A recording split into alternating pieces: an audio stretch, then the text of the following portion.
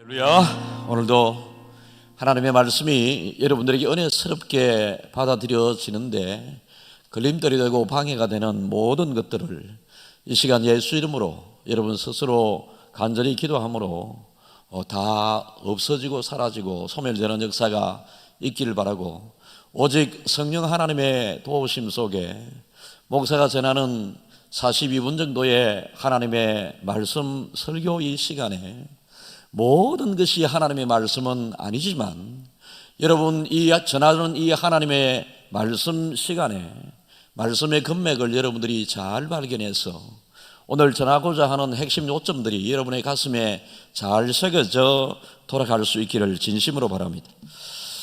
옛날에 꾀보나라와 과보나라가 이웃을 하고 살았는데 끊임없는 전쟁이 일어나곤 했습니다. 그런데 어느 순간에 또 전쟁의 위기가 있어서 꾀보나라 임금이 정탐군들을 보내어서 바보나라를 정탐하게 했습니다. 꾀보나라 정탐군들이 바보나라에 정탐을 가서 보니 한 사람이 문틀을 메고 가고 있습니다. 그래서 왜 그래 문틀을 메고 가고 있느냐라고 물었더니 문틀도 없는 집에 누가 도둑이 들어오겠느냐, 그래서 우리 집에 문틀은 항상 내가 지고 다닌다라고 그렇게 이야기하면서 우리 집에는 도둑이 들어오지 않는다. 이해가 되지 않습니다. 꾀보나라 사람 입장에서. 또 길을 가다가 어떤 집을 보니 담을 높이 쌓고 있습니다. 그래서 왜 그렇게 필요 이상의 담을 높이 쌓고 있느냐라고 이 꾀보나라 정탐군이 바보나라 집을 담을 높이 쌓고 있는 사람에게 물었더니 이 사람이 우리 집 정원에 새가 많이 날아오는데 이 새들이 날아와서 밖으로 날아가지 못하도록 담을 그래 높이 쌓고 있다라고 하는 바보스러운 이야기를 바보나라 백성답게 이야기를 합니다. 정탐꾼들이 이 이야기를 듣고 이 나라와 전쟁에서 우리가 어떻게 질 수 있겠느냐, 돌아가서 임금에게 정말로 바보나라 백성들은 바보짓을 많이 하기 때문에 우리가 전쟁을 하기만 하면 100% 이기니 임금님 전쟁을 한번 시도를 해서 우리가 저들을 정복합시다 라고 전쟁을 일으켰습니다. 전쟁을 일으켰더니 이 바보나라 백성 군인들은 바보스러운 그 임금의 바보스러운 그 명령에 일사불란하게 정말로 바보답게 움직이기 시작하고, 꾀보나라 백성들은, 군인들은 그 바보나라를 침범하고 난 다음에 임금도 꾀가 많은지라 바보나라 군인들이 움직이는 것을 보니 이렇게 하면 되겠다라고 하는 이 꾀를 부려서 오다를 명령을 내리는데, 임금의 명령을 받은 모든 병사들 또한 꾀가 많은 사람들이었던지라 임금의 명령에 일사불란하게 움직이지 않고 자기의 꾀대로 전쟁에 임하게 됩니다. 그러니까 바보나라 백성들은 바보스럽게 했지만 하나된 모습으로 전쟁에 임했고, 꾀보나라 백성들은 정말로 자기 나라 자기 꾀와 지혜를 다 동원해서 전쟁에 임했지만 각자의 꾀를 모아 전쟁에 흩어져 임했기 때문에 결국 전쟁은 바보나라 군인들의 승리로 돌아가게 되었다라고 하는 것입니다. 요즘 시대에 바보들이 어디에 있겠습니까? 우리나라도 좋은 나라고 여러분들 모두도 세상적으로 똑똑한 분들 아니겠습니까마는 전지전능하신 하나님의 앞에 우리 스스로를 비추어 보면 우리는 바보라고 인정하지 않을 수밖에 없습니다. 그래서 세상을 내 꾀, 내 힘, 내 지혜와 내 지식대로 살아가는 것보다 신앙생활은 좀 바보스럽게 보인다 할지라도 하나님께서 말씀하시고 하나님께서 원하시는 대로 움직이게 된다면 모든 사람이 승리할 것이고, 교회도 하나된 모습으로 좀 여러분 각자가 어떻게 여러분 생각대로 미련스럽게 보이는 면이 있다 할지라도 모두 다가 그 미련스러운 그 마음으로 주를 향한 하나된 마음으로 움직이게 되게 되면 결국은 교회도 세상보다 승리할 수 있게 된다. 이는 우리의 믿음 생활을 내 잔꾀 부리면서 내 생각과 내 지혜와 지식으로 믿음 생활하는 것이 아니지만은 받아들이기 어려운 상황이라 할지라도 하나님께서 원하시는 대로 우리 믿음 생활 하다 보면 당장은 나에게 세상은 바보라고 이야기하지만 세상에 미련한 자를 택하여 지혜로운 자를 부끄럽게 하시는 이 하나님의 은혜가 우리에게 있을 줄 믿습니다. 오늘도 여러분 비슷한 내용의 하나님의 말씀이 증거가 됩니다. 이 비슷한 본문을 가지고 저는 한 달여 계속해서 수차례에 걸쳐 다른 각도로 설교를 하고 있는데요, 오늘도 역시 비슷한 똑같은 본문을 가지고 다른 면에 초점을 맞춰서 설교를 해보겠는데요, 여러분들이 다른 면에서 증거되는 이 은혜, 지지난주에 이 본문을 통하여 받았던 은혜와 똑같은 본문이지만 또 다른 본문을 통하여 하나님께서 의도하고 주시는 은혜가 여러분들에게 골고루 잘 받아들여지기를 축복합니다. 베드로와 요한이 성전에 기도하기 위하여 가는 그 성전 입구에서 안전뱅이를 만나게 되고, 안전뱅이는 동전을 구걸했지만은 베드로는 나에게 은과 금은 없지만은 내게 있는 나사렛 예수의 이름으로 명하노니 일어나 걸으라라고 하면서 손을 잡아 일으키게 될 때에 안전뱅이가 일어난 이 사건이고, 그 이후에 이 사건을 보고 소문을 들은 수많은 사람들이 베드로에게 오게 되었을 때에 제일 이 세상의 첫 번째 교회에서 첫 번째 설교를 통하여 첫 번째 일어난 기적이 바로 안전뱅이가 일어난 이 기적이 되겠습니다. 모든 것의 첫 번째 중요한 의미를 우리에게 시사하는 바가 큰데요, 첫 번째 교회에서 일어난 첫 번째 설교를 통하여 기적이 일어난 내용이 되겠습니다. 여러분, 베드로의 이 설교, 그런데 결국은 세상은 이렇게 그만두지 않았습니다. 결국은 베드로와 요한을 믿음의 사람이라고 하는 사람들이 잡아가서 공회에서 신문을 하게 되는데, 제가 주중에 어떤 목사님의 설교를 들으면서 정말로 은혜 받았던 내용이 있는데요, 여러분, 우리 성도들과 세상 사람들을 성경에서는 이리와 양과 염소로 비유를 하는데, 교회 바깥의 불신자들은 이리로 비유를 하고, 그래서 예수님께서 2명씩 짝지어서 제자들을 전도 보내게 되게 될 때에 내가 너희를 이리들 소굴로 보내는 것 같다라고 가슴 아파하면서 그들을 용기와 힘을 주면서 보내게 되는 장면이 나옵니다. 그래서 예수와 안 믿는 사람과 예수 믿는 사람은 이리와 양으로 비유를 합니다. 그런데 교회 안에 똑같이 예수를 믿는다고 하지만 교회 안에는 비슷한 모습의 양과 염소가 있다라는 것입니다. 여러분, 양은 정말로 하나님 말씀에 순종자라는 사람의 비유가 되고, 염소는 믿는다고 하지만은 교회 속에 양의 모습으로 있긴 있지만은 교회 안에서 일의 역할을 하는 무리가 있는데, 바로 이 사람들이 오늘 성경에 나오는 하나님을 믿는다고 하지만 지금 예수 이름으로 기적을 일으킨 사람들을 오히려 비난하고 잡아 죽이는데 앞장서는 사람들이 있습니다. 그런데 19절을 우리 다시 한번 읽어보겠습니다. 시작. 베드로와 요한이 대답하여 이르되 하나님 앞에서 너희의 말을 듣는 것이 하나님의 말씀을 듣는 것보다 옳은가 판단하라. 정말로 지금 수많은 사람들에게 둘러싸여 베드로와 요한은 죄인 아닌 죄인의 모습으로 신문을 당하고 모욕을 당하고 있는 이 순간인데, 베드로와 요한이 담대하게 이르되 하나님 앞에서 너희의 말을 듣는 것이 하나님의 말씀을 듣는 것보다 옳은가 판단하라. 베드로와 요한에게 이런 이야기를 할 수 있는 이 확신과 이 담대함과 이 힘 있는 모습이 어디에서 나왔을까요? 지금 주눅 들 수밖에 없고, 우리가 잘못했다, 내 목숨만이라도 살려달라 라고 일반 사람들 같으면, 꾀보나라에 꾀를 부리는 사람들 같으면 이거 당장 위험에 그 순간을 피하는 그런 나름대로의 꾀를 부릴 수 있는 상황입니다만, 베드로와 요한은 지금 너희들에게 내 생명이 달려있는데 너희들의 말을 듣는 것보다 하나님의 말씀을 듣는 것, 두 개 중에서 너희들 같으면 어떻게 하겠느냐 판단하라. 왜요? 그들도 하나님을 믿는 사람들이기 때문에 그렇게 이야기를 합니다. 베드로와 요한에게 이렇게 확신 있는 이 모습이 오늘날을 살아가는 우리 모든 믿는 자들에게 있었으면 참 좋겠습니다.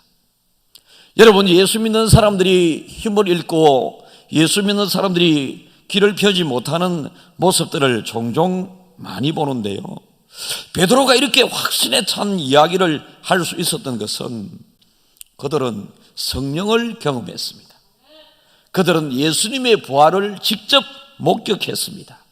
그리고 예수 이름의 권세를 예수님으로부터 직접 부여받았고 예수님의 이름의 권세를 사용해 보았더니 그 안전뱅이가 일어나는 것을 직접 그들도 놀랄 정도로 그들의 앞에서 일어나게 되는 눈으로 보는 믿음이었습니다. 여러분, 이 지금 현장 상황 속에는 베드로와 요한, 그리고 베드로와 요한으로부터 안전뱅이가 고침을 받게 된 일단의 사람들이 있고요, 또 은혜 받은 자 곁에 베드로의 설교로 3,000명이 회심하고 5,000명이 주께로 돌아오게 되는 역사가 일어난 수많은 무리들이 베드로 편에 서 있고, 중간지대에는 성전을 관리하고 맡은 자들이 있는가 하면 또 반대편에는 성전 전체 제사를 집례하고 하나님 앞에 백성을 대표해서 예배를 드리는 대제사장들과 안나스와 같은 사람들이 있었습니다. 여러분, 하나님을 믿는데 어떻게 이렇게 다르게 믿을까요? 21절 한번 보겠습니다. 관리들이 백성들 때문에 그들을 어떻게 처벌할지 방법을 찾지 못하고 다시 위협하여 놓아주었으니 이는 모든 사람이 그된 일을 보고 하나님께 영광을 돌림이라. 모든 사람이 그 된 일을 보고 하나님께 영광을 돌릴 수밖에 없는 상황이었습니다. 그들의 눈에 지금 매일같이 보아왔던 안전뱅이가 오늘은 서 있지 않습니까? 그러니까 베드로와 요한은 당장 이들을 지금 어떻게 처벌하고 싶은 것들이 대제사장들이었지만은 처벌할 수가 없습니다. 3,000명이나 5,000명이나 회심하고 돌아온 민심이 지금 들끓고 있고, 지금 이런 상황 가운데에서 끝까지 이들을 어떻게 하려고 그러니까 어떻게 할 수가 없어서 놓아주게 되는데요, 은혜 받은 자와 은혜를 차버리는 자의 대조적인 모습입니다. 하나님의 은혜는 지금도 계속하여 내리고 있을 줄 믿습니다. 지금 이 자리에 하나님의 은혜는 많이 주시려고 하고 있습니다. 제가 금요철 예배 때 말씀드린 것처럼 하나님은 우리에게 맛있는 과일을 우리에게 허락하시지만 과일을 직접 입에 넣어주기까지 하시는 하나님은 아니시다. 그래서 이 시간 하나님은 은혜를 많이 내리고 계시지만 그 은혜를 받아 누리는 자가 있는가 하면 그 은혜를 차버리는 자들이 있다라는 것입니다. 오늘도 하나님의 말씀을 들을 때에 여러분 모두가 그 은혜를 잡기를 바랍니다. 그 은혜를 놓쳐버리는 성도들이 아니라 잡게 되는 예배 시간이 되었으면 좋겠습니다. 이 기적을 목격한 사람들이 모두 다가 기뻐하고 있는데 한쪽에는 할 말을 잃어버린 사람들이 있습니다. 14절이 있습니다. 또 병난 사람이 그들과 함께 서 있는 것을 보고 비난할 말이 없는지라. 병난 사람이 그들과 함께 서 있는 것을 보면서 많은 사람들이 어떻게 이런 일이 하나님께 모든 영광을 돌리고 있는 이 상황 가운데에서도 은혜를 차버리는 자들은 오히려 비난하려고 하는데 현실은 비난할 수가 없는 상황. 그렇듯 그들의 속이 지금 부글부글 끓고 있습니다. 여러분, 지금 예배드리는 여러분들의 마음에 누군가가 원망스럽고 세상 돌아가는 것들이 마음에 안 들고 그래서 부글부글 끓고 있는 마음으로 예배를 드리는 것이 아니라 예배드리는 이 순간만은 하나님께서 이 예배를 기다리고 계셨고 받고 계시고 보고 계시고 이 예배를 통하여 우리에게 은혜를 주시고자 하는 이런 마음으로 하나님은 우리의 예배를 보고 계심을 기억하면서 여러분들은 정말로 감사한 마음으로 하나님 앞에 예배 드릴 수 있기를 진심으로 축복합니다. 여러분, 복음이 전해지는 곳에는 능력이 나타나야 되고, 예수 믿는 사람들이 가는 곳에는 세상 사람들이 이해할 수 없는 기이한 일들이 일어나야 된다라는 것입니다. 너희는 그리스도에 대하여 어떻게 생각하느냐? 마태복음 22장 42절을 읽겠습니다. 너희는 그리스도에 대하여 어떻게 생각하느냐? 누구의 자손이냐? 대답하되 다윗의 자손이니라. 그들은 다윗의 자손인 줄만 알았습니다. 다윗의 자손으로만 알았습니다. 그들은 예수님은 곧 하나님이시고 예수님은 능력의 그분이신 줄 그들은 잘 몰랐습니다. 여러분, 예수님은 하나님이십니다. 예수님은 못하시는 것이 없으신 분이십니다. 예수님은 제가 여러분이 필요로 하는 모든 것을 다 가지고 계신 분이십니다.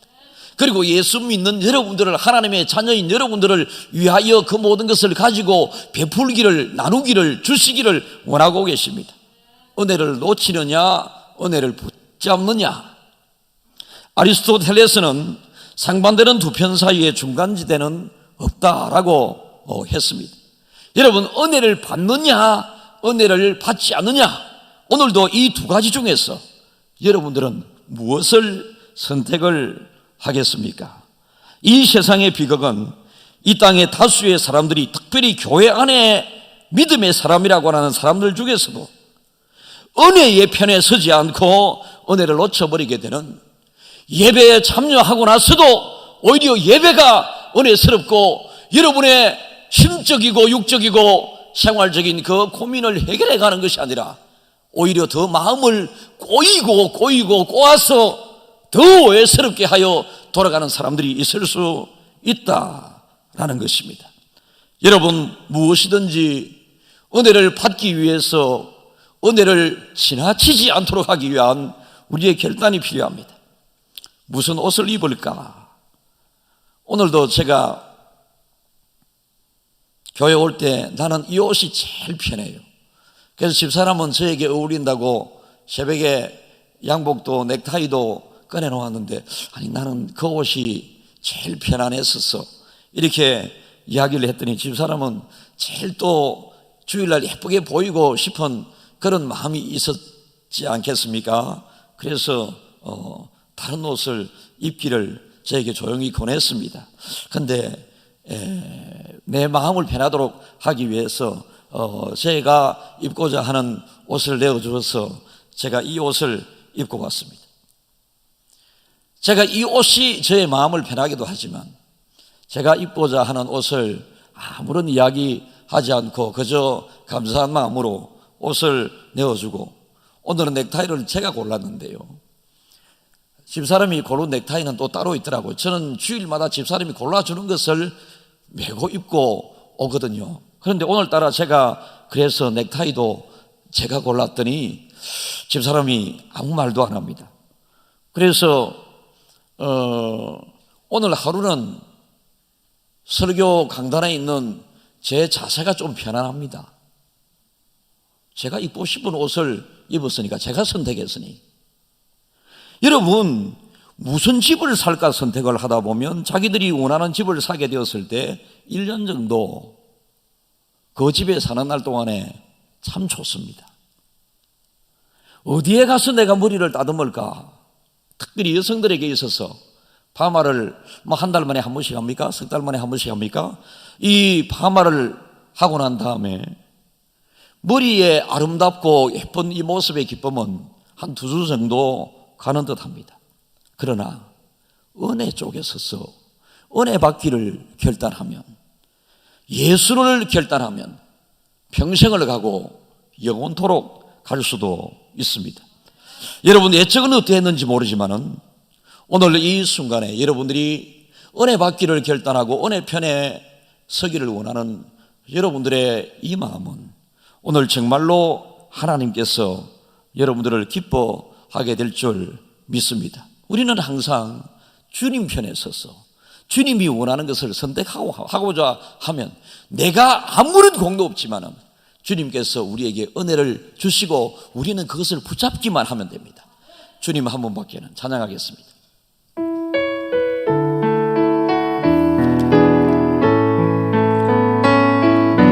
주님 한 분밖에는 다른 사람 없어요.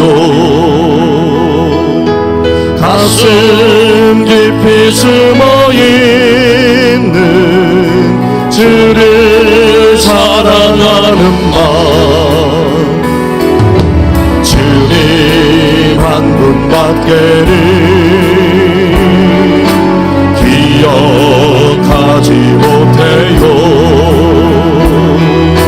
처음 주를 만난 그날 울며 고백하던 말, 나는 행복해요. 제사함 받았으니 아버지 품 안에서 떠나 살기 싫어요. 나는 행복해요. 사랑이 샘솟으니 이 세상 무엇이든 채우고도 남아요. 주님께서 우리에게 필요한 모든 것들을 다 주시고도 채우고도 남는다.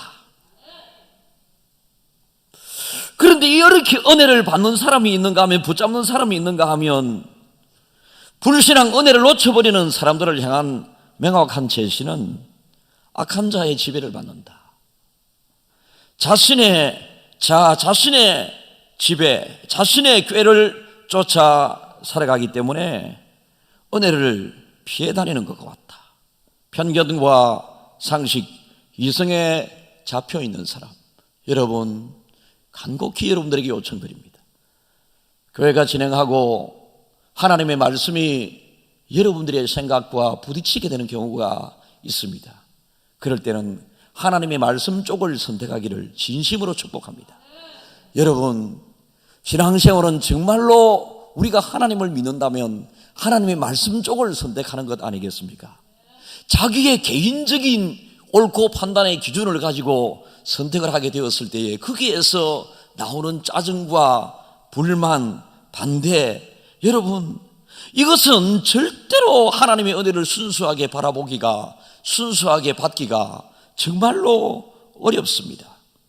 똑같이 은혜의 현장에 있었지만은 어떤 사람은 은혜를 붙잡았고 어떤 사람은 은혜를 은혜로 생각하지 않게 된 이 상황. 여러분, 기독교 역사 가운데 항상 이런 얘기들은 많이 있었고 요즘 시대에도 많이 있습니다. 그래서 참된 그리스도인으로 살아간다는 것은 정말로 귀한 일이지만은 쉬운 일이 아닙니다. 학교에서는 진화론을 가르치고 세상에서는 세상이 옳다라고 하는 그 이유로 인권, 동성애, 세상의 온갖 문화 함께 오는 성의 해방, 여러분 이런 모든 것들은 정말로 세상은 그렇게 돌아가고 세상 사람들은 그것을 수용하지만 예수 믿는 우리들은 절대로 수용해서는 안 되는 것들입니다. 여러분, 다수가 수용한다 할지라도 우리는 수용해서는 안 되는 것입니다. 복음을 거부하는 사람들은 자기의 개인적인 견해가 있고 의견이 있습니다. 결국은 이것들이 하나님을 거부하는 것인 것을 우리는 꼭 기억해야 합니다. 성경은 역사라는 사실을 우리는 꼭 깨달아야 하고 역사를 통하여 우리가 교훈을 많이 받아야 합니다. 여러분, 이 세상 지금 돌아가는 현상을 보니 하나님이 믿어지지 않게 되는 경우들이 종종 있습니다. 하나님의 은혜로 세상이 점점 더 잘 살게 된다면 정말로 우리가 신앙으로 생각을 해보면 잘 살게 해주신 하나님을 더 잘 믿어야 되지 않겠습니까? 그죠? 그런데 더 잘 믿게 되었을 때에 더 잘 믿게 된 그 물질적인 풍요가 여러분, 하나님을 더 멀리하게 되는 경우들이 많이 있고 하나님을 결국 부인하게 되는 경우들이 많이 있습니다. 왜 그랬을까요? 왜 그랬을까요? 은혜가 너무 가까이 있고 은혜가 너무 많이 주어지고 은혜가 너무 자주 주어지게 되면 은혜가 은혜인 줄 모르기 때문에 그렇습니다. 그 당시에 예수님을 부인하고 예수님을 잡아 죽이는 데 앞장섰던 이 사람들은 나사렛에서 자기들이 비슷한 사람들의 모습으로, 똑같은 모습으로 어린 시절에 같이 뛰놀고 이렇게 했기 때문에 하나님이신 예수를 인간 예수만 생각을 하게 되는 경향이 있었습니다. 귀한 것을 귀한 줄 모르기 때문에 그렇습니다. 매일같이 은혜가 강조되고 보면, 오늘 찬양을 우리가 부르지 않았습니까? 내가 누려왔던 모든 것들이, 내가 지나왔던 모든 시간이, 내가 걸어왔던 모든 순간이 당연한 것, 그 이상으로 생각해 보신 분들이 별로 없었을 것입니다. 그러나 당연한 것이 아니라 은혜였다. 아침 해가 뜨고 저녁에 노을이 지는 것, 봄의 꽃향기와 가을의 열매, 변하는 계절의 모든 순간이 당연한 것인 줄 알았지만은 이것이 은혜였다라는 것입니다. 그런데 이렇게 당연한 것을 통하여 우리에게 은혜가 주어지니 은혜를 은혜인 줄 모르고 당연하게만 생각하는 것. 여러분, 우리 가까이에 있는 사람들이 제일 귀한 줄 꼭 아십시오. 예수님이 가까이 계실 때에 예수님의 귀한 줄을 몰랐습니다. 여러분들이 평생 여러분들과 함께 가정을 이루고 살아가는 남편과 아내가 아무리 좋아도 한 1년 살아보면 뭐가 그래 좋아요? 한 3년 지내면 뭐가 그래 좋아요? 30년 똑같은 기계를 아무리 성능 좋아도 텔레비 10년 만에 바꾸는데, 여러분 아무리 좋아도 전화기 3년 지나면 바꿀 수밖에 없는데, 그런데 50년 40년 같이 산다고 하는 것 얼마나 여러분 좋게만 그래 생각되지 않을 수도 있습니다. 그러나 여러분 가만히 생각해 보면 나와 함께 30년을 같이 한 그 사람만큼 귀한 사람이 어디에 있겠어요? 나와 함께 50년을 함께 한 그 사람만큼 귀한 사람이 어디에 있겠어요? 귀한 것을 귀한 줄 모르니까, 예수가 그와 함께 있다고 예수님을 귀한 줄 모르니까, 매일 은혜 속에 사니까 은혜를 은혜인 줄 모르니까,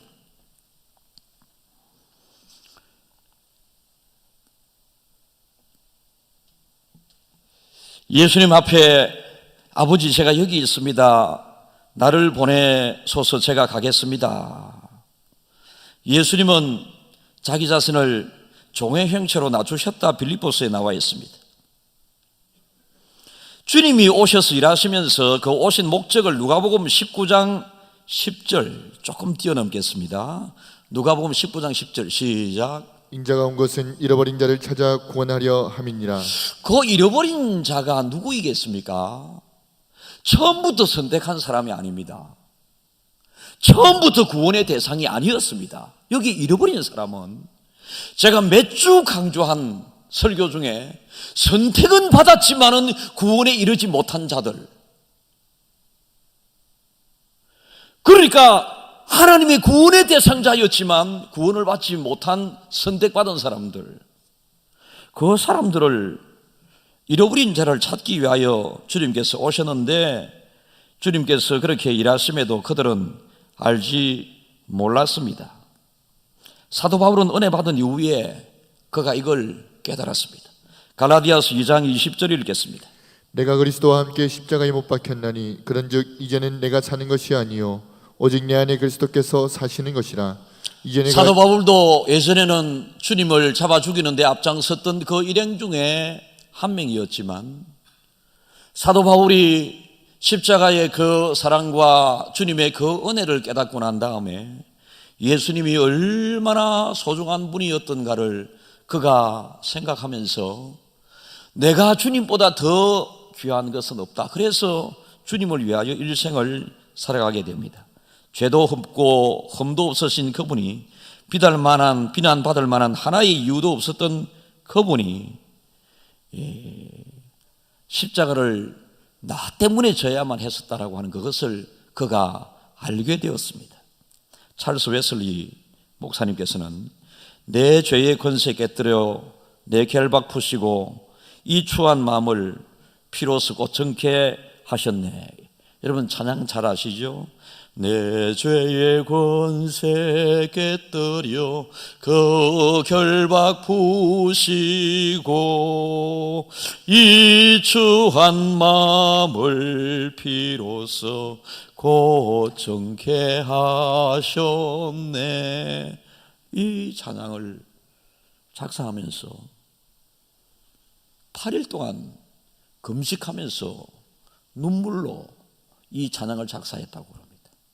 여러분 아무것도 아닌 것 같지만 은혜 받은 사람의 모습입니다. 십자가 생각만 하더라도 눈물이 주르르 흐르고 예수 이름만 한번 불러도 그저 감사하고 떨리고 주님 앞에 내 자신을 돌아보니 이 한 주도 내가 어떻게 살았는가, 육신의 소욕대로 이야기하고 육신의 소욕대로 살고 육신이 이끄는 대로 하고 내 마음에 악하게 끌고 가는 그대로 살아왔던 우리의 모습을 이 시간 조용히 한번 정말로 예수 믿는 사람이라면, 정말로 구원받은 사람이라면 다시 한번 생각해 볼 필요가 있습니다. 이 예배 시간이라고 하는 것은 하나님께 영광 돌리는 시간이지만은 이 예배 시간은 정말로 자기 자신을 돌아보는 거울을 보고 있는 시간과 똑같습니다.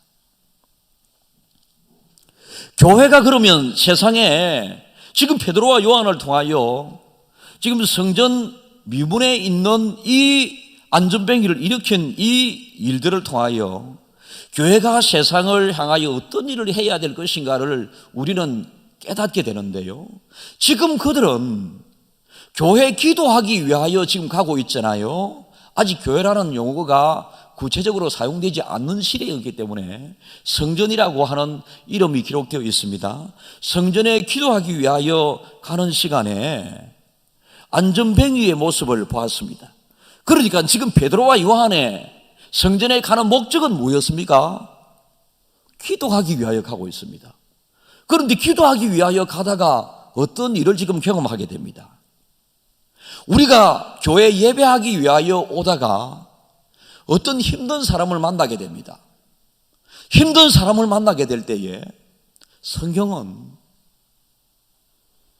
정말로 교회 가서 예배 드리는 것, 네가 예배 드리러 가고 있는 시간이지만은 저 사람의 어려움을 보고 있지 않느냐, 저 사람의 어려움을 먼저 해결해 주라. 이게 하나님의 마음입니다. 지금 예배드리고 기도하기 위하여 가는 시간에 그들을 만나게 되었을 때 시간을 보면서 저 사람과 지금 이 상황에 지체할 시간이 없다, 빨리 예배 시간에 맞추어서 가야 된다. 그렇게 그 사람을 외면하고 매일같이 보던 사람이었기 때문에 외면하고 그날도 올 수 있었겠습니다만은 그렇게 하지 않았습니다. 하나님 앞에 의식적인 예배보다 더 귀한 것은 예배드리기 위하여 오다가 하나님이 불쌍하게 여기는 사람을 만나게 되었을 때에 그 불쌍한 사람을 도와주는 것을 먼저 하고 오는 것이 교회가 해야 될 일이다 라는 것입니다.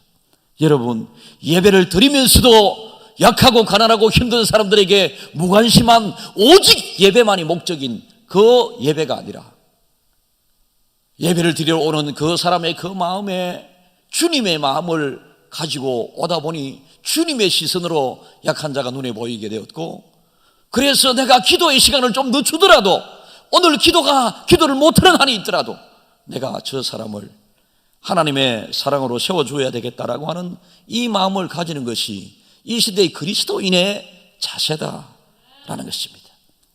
옛날 우리나라에 기독교가 들어오게 되었을 때에 선교사님들은 학교를 많이 세웠습니다. 병원을 많이 세웠습니다. 고아원을 많이 세웠습니다. 그들이 입던 옷, 그들이 보낸 새 옷들, 옷을 가난한 이 나라가 없게 되었을 때 옷을 많이 가지고 미국에서 구호품으로 퍼부었습니다. 먹을 것이 없는 그때에 미국의 소고기 통조림과 그리고 우유 과자를 퍼부었습니다. 퍼붓다시피 했습니다. 왜요? 너무나도 입을 것이 없고 먹을 것이 없는 가난한 나라였기 때문에 복음보다 먼저 저들에게 먹을 것, 입을 것을 제공해 주므로 복음이 저들에게 효과적으로 전달될 수 있는 방법을 미국의 선교사들은 선택을 했습니다. 이것이 절묘하게 잘 이루어져서 오늘날 우리나라는 세계 역사 유래에 찾아볼 수 없을 정도로 기독교 교회가 많이 세워져 있습니다. 근자에 우리 교단 선교사님들이 외국에 나가서 여러 어려운 사건들을 많이 경험하고 있습니다. 어떤 선교사님들은 태국에서 그 건물 옥상에 올라가서 그 선교센터에 불이 들어오지 않음을 알고 전선을 연결하다가 감전사 당하고 말았습니다. 어떤 목사님의 필리핀에서 사역하는 목사님의 사모님은 백혈병이 걸려서 사모님이 코로나 상황이 아니었더라면 한국에 들어왔으면 어쩌면 요즘 백혈병으로 죽는 경우는 잘 없습니다. 옛날에는 모든 드라마와 영화의 슬픔의 끝을 맺게 될 때에 항상 백혈병이 등장합니다만 요즘은 그렇지 않습니다. 백혈병에도 좋은 치료제들이 많이 있고요. 옛날에는 어떤 사람과 맞아야지만이 했지만은 요즘은 가족이 누군가 제공한다면 대부분 그렇게 된대요. 그런데 사모님이 코로나 상황에 들어올 수 없어 세상을 떠났습니다. 여러분, 제가 예를 든다면 한 4, 5개월 사이에 10여 가정의 선교사님들이 어려움을 겪고 우리 교회는 또 교회가 당회에서 저에게 이름을 해 주셔서 이 가정들이 생길 때마다 저는 얼굴도 모르고 하지만 교회가 적절하게 교회가 최선을 다해서 그분들을 재정적으로 가정을 위로하곤 아는 선에서는 그렇게 다 하고 있습니다. 여러분, 힘들고 어려운 사람들을 그대로 두면서 내가 예수 믿는다라고 하는 것은 정말로 옳은 예수제의가 아닙니다. 하나님 앞에 예배 드리려고 하는 그 의지, 그 수고와 그 노력만큼이나 힘들고 어려운 사람들을 돌아보는 일들이 정말로 믿음의 사람들이 해야 할 일입니다. 교회 기도하기 위하여 가다가 예배 드리기 위하여 가다가 내 주변을 돌아볼 줄 아는 사람들, 이런 성도들이 되어야 합니다. 여러분, 교회만을 향하여 바라보고 오다가 돌아보아야 할 사람을 놓쳐버리게 되는 이런 일이 없어야 한다라는 것입니다. 여러분, 우리는 믿음의 사람으로서 베드로와 요한을 정말로 지금 이 시간 저는 칭찬하고 싶고, 목사로서 베드로와 요한 앞에, 적어도 이 본문에 나오는 베드로와 요한 앞에 저는 작아졌고 초라해졌습니다. 베드로와 요한이 나는 은과 금은 내게 없지만은 내게 있는 것으로 너에게 전하노니 곧 나사렛 예수 이름으로 일어나라 할 때에 금방 환자가 일어나게 되었던 것. 주중에 환자들이 저에게 기도받기 위하여 많이 오시거든요. 오시면 제가 기도를 합니다. 기도를 하는데 제 생각입니다. 뭐 이걸 데이터를 내본 적이 없지만 기도하고 한 일주일 안에 고쳐졌습니다, 해결됐습니다 라고 하는 분들이 한 10분 중에 3분 정도는 되는 것 같습니다. 제가 이렇게 기도함으로 된 것이 아니라 제가 항상 그분들에게 이야기합니다. 저는 기도할 뿐이지만 기도가 응답되고 이루어지는 것은 본인의 믿음입니다. 그러니까 본인이 사모함으로 기도를 받으세요 라고 했습니다. 오늘 이 안전뱅이가 일어나게 된 것도 마찬가지입니다. 안전뱅이의 소원은 무엇이었겠습니까? 지금 당장은 오늘을 먹고 살기 위하여 은과 금을 요구했지만은 정말로 안전뱅이에게 있어서 궁극적인 요구사항은 무엇이었겠습니까? 궁극적으로 소원은 무엇이었겠습니까? 일어나는 것 아니었겠습니까? 이걸 베드로와 요한은 알고 당장 눈에 보이는 작은 은잎, 겉잎 이걸 주는 것보다 이 사람을 끝까지 살리고 싶고 이 사람에게 정말 필요한 것이 무엇인가를 알아차리고 오른손을 잡고 일으켜 세워주는 것이었습니다.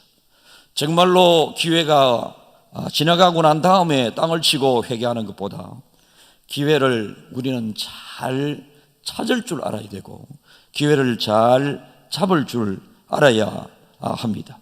이 상황 속에서 베드로와 요한이 아까 읽은 19절에서 20절을 다시 한번 읽겠습니다. 베드로와 요한이 대답하여 이르되 하나님 앞에서 너희의 말을 듣는 것이 하나님의 말씀을 듣는 것보다 옳은가 판단하라. 우리는 보고 들은 것을 말하지 아니할 수 없다 하니. 여러분 얼마나 멋있습니까? 얼마나 멋있는 목회자입니까? 하나님의 말씀을 듣는 것과 너희들의 이야기를 듣는 것이 무엇이 옳은지 판단하라. 이렇게 담대히 외치면서 능력을 나타내. 결국은 이 이야기를 들은 이 베드로와 요한을 잡았던 사람들이 할 수 없이 나가라 하고 놓아주게 됩니다. 너무나도 예수 이름 앞에 당당한 이 사람들, 여러분 하나님 앞에 너희들의 말을 듣는 것이 하나님의 말씀을 듣는 것보다 옳은지 너희가 결단하라. 목사로서 너무 멋있습니다. 이런 목사가 되고 싶습니다. 정말로 멋있지 않습니까? 베드로의 말 한마디에 평생을 붙잡고 있는 악한 것들이 떠나가게 되는 21절을 읽겠습니다. 관리들이 백성들 때문에 그들을 어떻게 처벌할지 방법을 찾지 못하고 다시 위협하여 놓아주었으니 이는 모든 사람이 그 된 일을 보고 하나님께 영광을 돌림이라. 여러분 과정은 어려웠지만 결과가 어떻게 나타나게 되었습니까? 모든 사람이 그 된 일을 보고 하나님께 영광을 돌리니라. 그런데 모든 사람 중에 빠지는 사람이 있습니다. 중간절을 보면요, 다시 위협하여 놓아주었더니 놓아주면서도 다시는 이런 일을 하지 말고 다시는 이런 이야기 하지 마라, 이렇게 이야기를 합니다. 예수 이름으로 여러분들에게 권해드리고 싶은 것들이 오늘 본문을 통해서도 많이 있는데요, 안전뱅이가 예수 이름으로 일어나게 되었습니다. 여러분을 안전뱅이처럼 살게 하고 있는 내용, 이유, 아픔 무엇이 있습니까? 그것을 예수 이름으로 치유받기 위하여 애쓰고 노력할 수 있기를 바랍니다. 예수 이름으로 치유되지 못할 일들이 하나도 없습니다. 예수 이름으로 고쳐지지 않은 질병들이 하나도 없습니다. 예수 이름으로 해결되지 못할 문제들이 하나도 없습니다. 그런데 여러분, 사람으로부터 위로받고 사람으로부터 상처받게 되고 여러분 이렇게 된다면 여러분 조금 더 심도 있는 믿음 생활의 자리로 나아갈 수 있기를 바랍니다. 어디에서든지 무슨 일을 만나든지 간에 우리는 예수 이름을 부를 줄 알아야 됩니다. 예수 이름을 붙잡을 줄 알아야 합니다. 예수 이름을 전할 줄 알아야 합니다. 예수 이름을 외칠 줄 알아야 합니다. 예수의 이름으로 승리를 할 줄 알아야 합니다. 중앙가족 여러분, 저는 여러분들에게 오늘 하나님의 말씀을 내가 끝까지 붙잡고 살아갈 것인가, 아니면 여러분이 옳다고 생각하는 그 생각대로 살아갈 것인가, 여러분 스스로 판단하라. 하나님의 말씀 중심으로 판단하게 되게 되면 안전뱅이가 일어나는 역사가 일어날 것이고, 여러분 옳다고 생각하는 것으로 판단을 한다면 여러분들은 하나님에게, 세상 사람들에게 버림받게 되는 역사 있게 될 줄 믿습니다. 오늘도 하나님의 말씀이 여러분들에게 큰 힘이 되었을 줄 믿습니다. 말씀의 능력 앞에 여러분들이 여러분 스스로를 낮아진 자세로 생각해 보면서 그 말씀의 능력을 붙잡는, 정말로 예수 이름을 붙잡았던 멋있었던 이 베드로와 요한과 같은 그로 말미암아 나타났던 능력, 이것을 여러분들이 정말로 사모하는 복된 성도들이 다 되기를 주님의 이름으로 축복합니다.